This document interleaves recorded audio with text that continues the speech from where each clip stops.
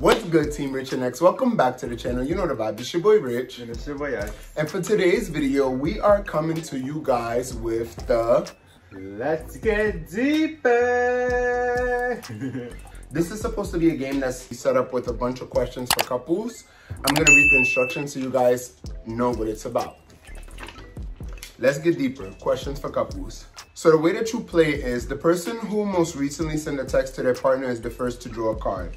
You sent the last text to me? All right, cool. So he's gonna be the first person to draw the card. Pull from whichever deck you prefer and answer and ask questions as directed.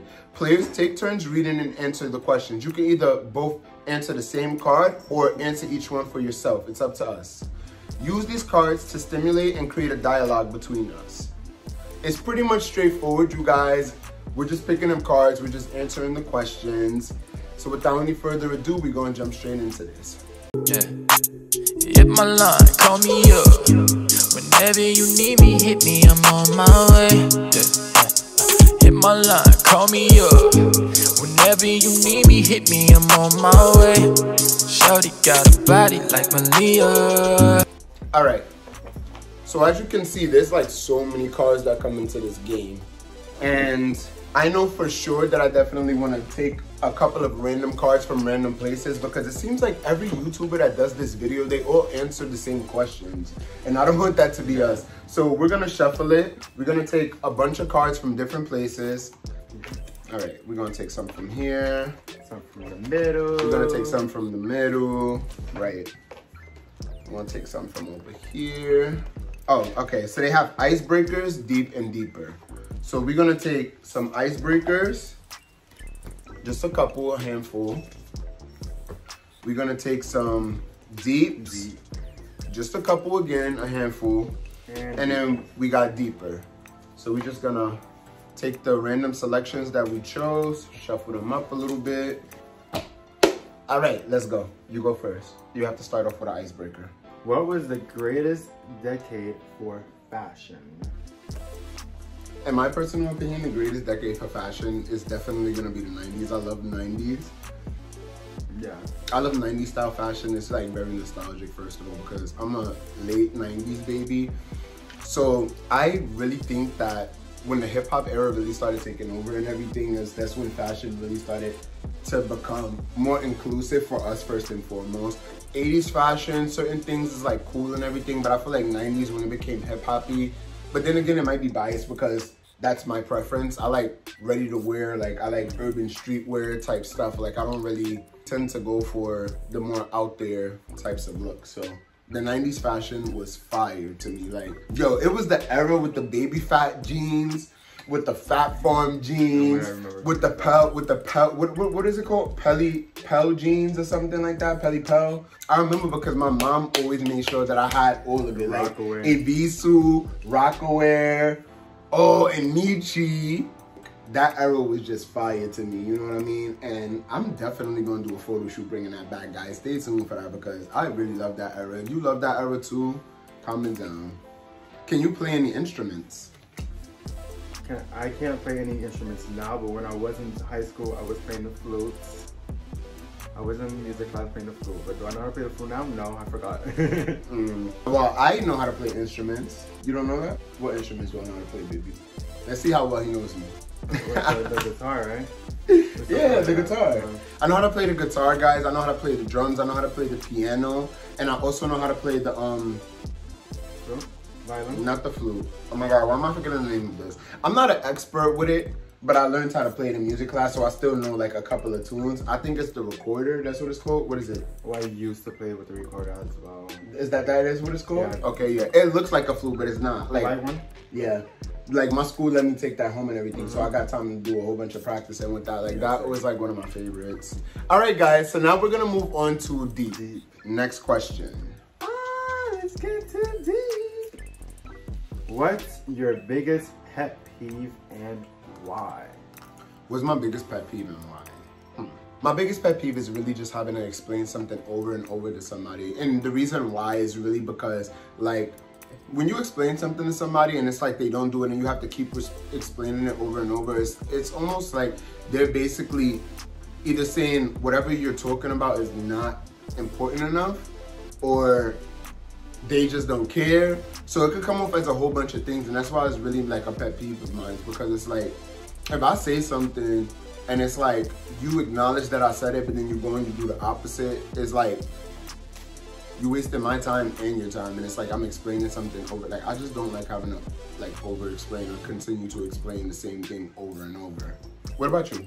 Like you said, I hate repeating myself, and that bothers me a lot. Like you said, it could come off as very disrespectful. Repeating yourself twice is not bad, but once you get to the third, fourth, fifth, it's like, all right, you know what? I don't even feel like talking anymore. Yeah. So it just gets annoying.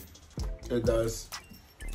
It's like, dang, like, I need to say it again. you don't respect me. This is in general too, you guys, just so that you know. All right, ready? Yes. This is my turn. What's the craziest thing you've done while drunk? Ooh, man, I already know, but let's hear what you think is the craziest. I think the craziest thing I did while being drunk is hopping on that stage in Mexico. Oh. I would have never done that if I was sober, but I get more confident when I'm influenced by the alcohol, I must say.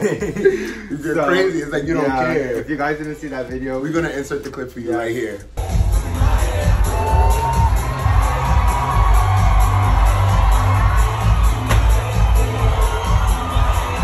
That was my birthday video when we went to Cancun, Mexico. If you haven't seen that video, make sure that you go and check that out after. We had so much fun. But that was my craziest experience while being drunk. What would you say my craziest experience would be? I think it is really gonna be like, he got so drunk on his birthday in Mexico again. What is it about Mexico? We need to go back. What is it about Mexico? Every time it's like Mexico is just like, it's drunk bait. But literally, we're gonna insert the picture right here of him. Embarrassing. So embarrassing. How about yours? You wanna share yours? I really don't think that I've really had a really crazy drunk moment, because for the most part, even though I really get drunk, I'm able to really like control myself. I feel like he gets white boy wasted for real. And I get wasted, but I feel like he can still walk. I could still walk and stuff. I don't think, like, I could count on my 5 fingers, like, the amount of times that I've been like so drunk that like I couldn't walk and everything like that. And actually, oh my God, I got a clip too.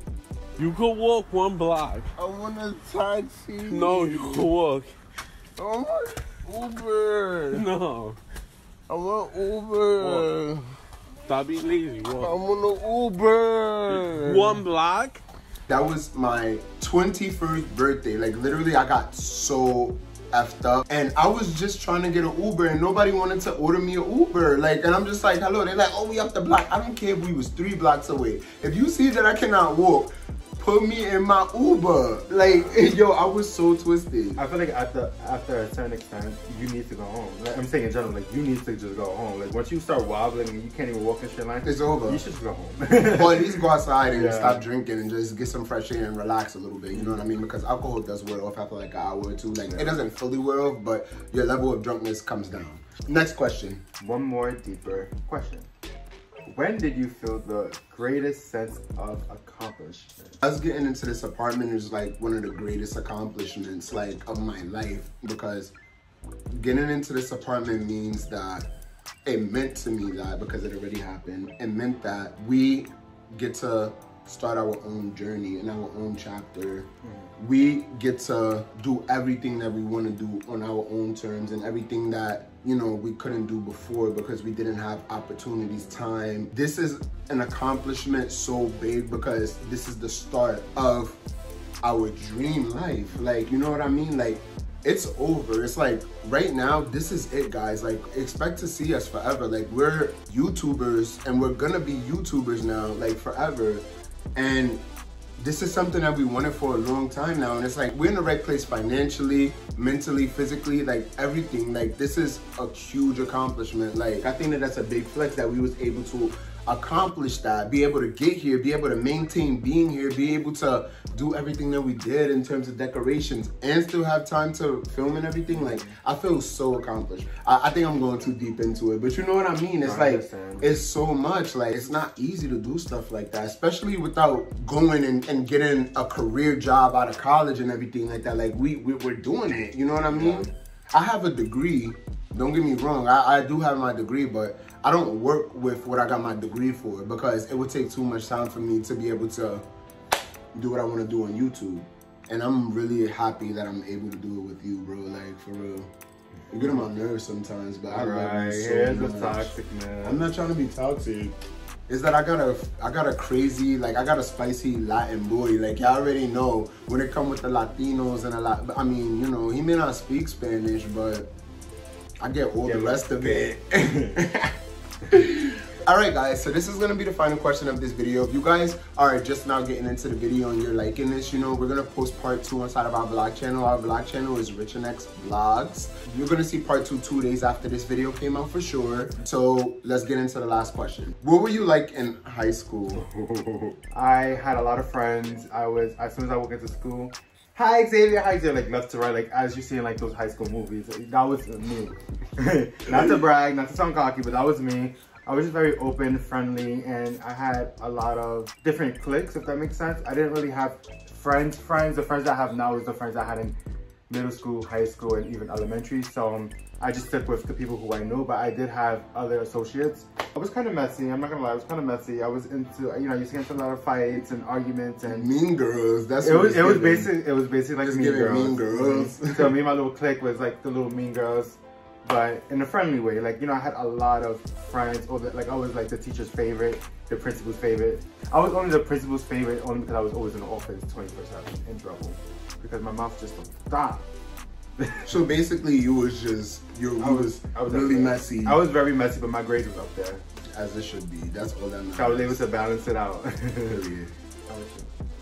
In high school, pretty much, I wasn't as messy, but I was definitely popular. I was the captain of my basketball team inside of high school, which I know it's crazy. A lot of you guys really would never believe that, but yes, I played ball. I was a point guard. You know, as short as I am, I was the point guard, because what other position was I gonna play standing at 5'8", because that's how tall I am. Like, I'm not that tall. I was also the scoring leader too, baby. It's a flex. Like, you wanna go get the plaques and we show them? Yeah, let me get a plaque. All right, you guys. Scoring leader. That was for 63 points in one game. I know you can't believe it, but my threes, boom, they was incredible. You know what I'm saying? It was just like blop, blop, blop, blop every second. You know what I mean? 63 points in one game. That was my highest record, and that's really a flex. Like, you know what I mean? I've been waiting to show this plaque off. It look a little crazy, but I've been waiting to show it off. You know what I mean? But yeah.